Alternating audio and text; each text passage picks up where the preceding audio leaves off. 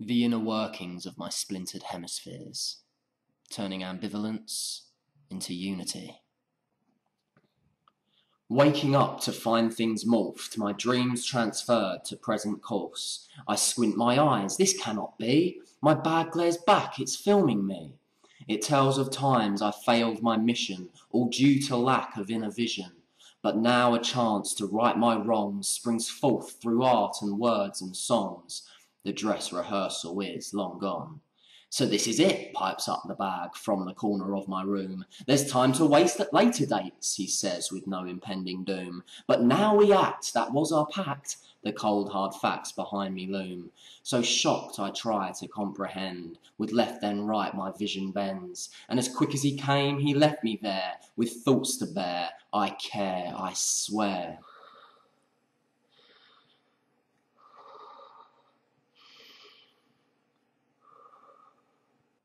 The scientific community will see this oh so clearly. It's hypnopompic imagery, your eyes were merely bleary. But in that moment it felt more real than them, or me, or your.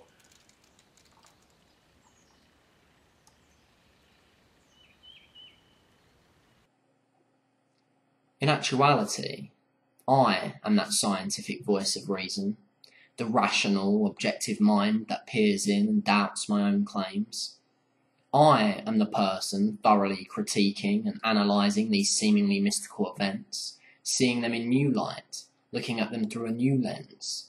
I am the one questioning my sanity, questioning my memories. I am the one that wonders, am I merely searching for order in chaos, desperately trying to find meaning in a reality that's void of such a thing? What I'm trying to say is that I'm not quite the ardent, unwavering spiritual zealot that I may appear to be in videos. I've always doubted and questioned, even after some of the incredible experiences I've had.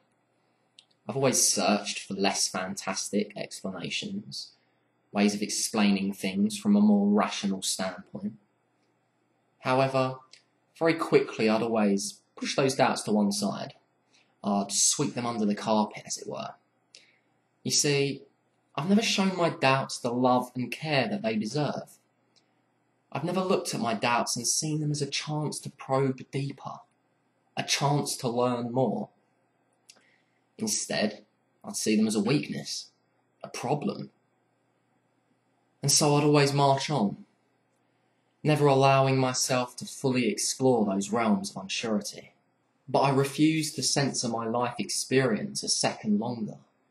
To deny myself of any natural thought pattern is disrespectful to my consciousness. In a reality as vast and unfathomable as this one, I think it's a wrong move to do so. It shuts you off from totality.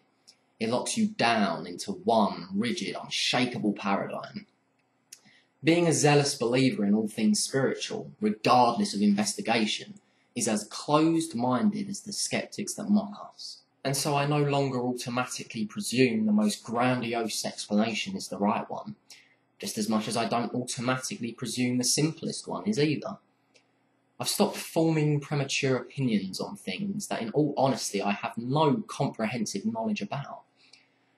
Foolishly, I did this for many, many years, using my intuition as an excuse to bypass any moral obligation to explore all avenues. But as of late, I've grown tired of that naive, knee-jerk state of being.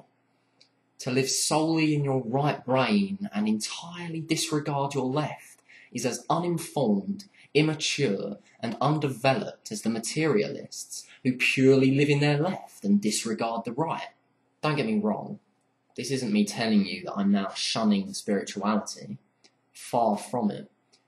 This is me saying that I've evolved. Gone is the hedonistic, airy-fairy, biased and presumptuous space cadet, and from the ashes rises a vigilant, realistic, grounded, non-assuming, open-minded philosopher.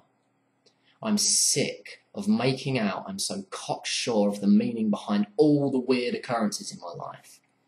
I realise now that deluding myself in that way was the height of ignorance and denial. Now I'm more than willing to embrace the fact that I don't have a clue.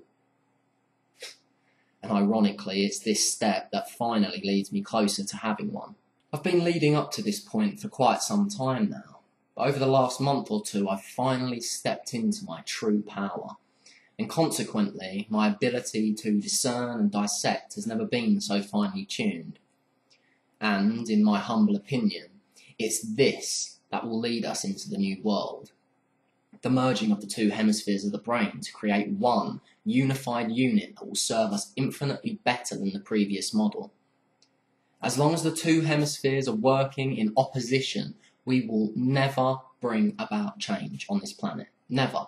Not true change, not change that will stick. Now, I'm not claiming to have done this. The process is not something that will be completed overnight. However, I am claiming that I'm on my way. And I am claiming that I'm dedicated in making hemisphere unification my main goal as a human being on planet Earth over the coming years. So embrace your dark side. Embrace your light side. Embrace the skeptic. Embrace the believer. You are all of these people. And to deny that is to deny a part of yourself. So please, stop hiding. Acknowledge your doubt. Acknowledge your base human instincts to defend, to mate, to eat. But at the same time, recognise that you are so much more than that. Recognise that you are a brilliant being of light and love, just as much as you are a dastardly villain of hate and treachery.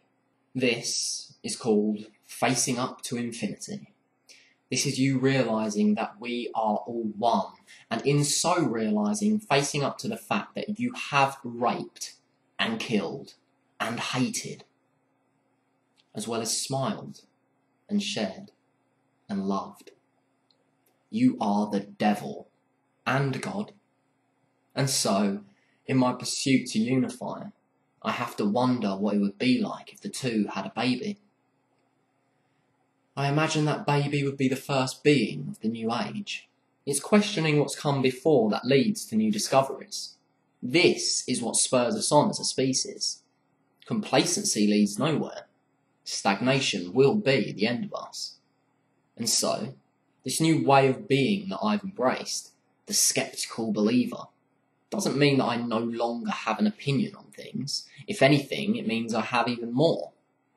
But from now on, I want to fully research both sides of the argument before taking my stance. If I decide to take one at all, that is. In so doing, it may seem as if I'm jumping from one end of the spectrum to another, from extreme to extreme. And yes, in a sense I will be. In a sense, I am. That's the point. I don't want to just strike the middle ground of the spectrum. I want to be the spectrum in its entirety. I want to understand why we love. I want to understand why we hate. I no longer want to accept anything at face value. So, if you're consumed by the light and fight the darkness, stop. Allow the darkness in. Invite it round for dinner. Befriend it. Understand it. Conversely, if you're consumed by the darkness and fight the light, stop. Allow the light in. Invite it round for dinner. Befriend it. Understand it. Why do we look outside of ourselves and see countless things we don't condone? It's because these things are within us. All of us. It's a reflection of all of our unresolved internal struggles. And until we face up to the loathings that lurk within all of our psyches, until we assimilate and understand our true nature, our whole, complete nature, we'll never be able to move forward, united as one. Now, I'm not saying that you have to become the things you loathe to achieve hemisphere unification. But what I am saying is you must try to understand the things you loathe. You must try to understand why this is a part of our experience. And during the act of understanding, love. Stop running from your fears. Stop running from perceived negativity. The more you run, the bigger it grows. And the bigger it grows, the more there is to eventually consume you. Someday. somewhere, some when. Through true understanding comes assimilation, and through assimilation, unity is born. Let go. Hi everyone. That was very formal, so I thought I'd say hello before I say goodbye. Sorry for my extended absence. I wasn't planning on being away that long, but you know, sometimes things just happen, and a lot of things have happened in the last 2 months. Might go into it at some point, not right now though, because this video is already far too long. But yeah, expect a lot more videos from me from now on. Next video will probably be about my dad and his book and his talks around America. Then I'll be announcing when Maps is coming back, which it will be, definitely. And then I'll continue on with my water series. So yeah, that's it for now, I guess. To work in tandem as one mind, our conflicts would be left behind, but challenge surely lingers, 'cause unity will not entail complacency or lack of drive. All it means is we'll be free to build our lives up in the sky.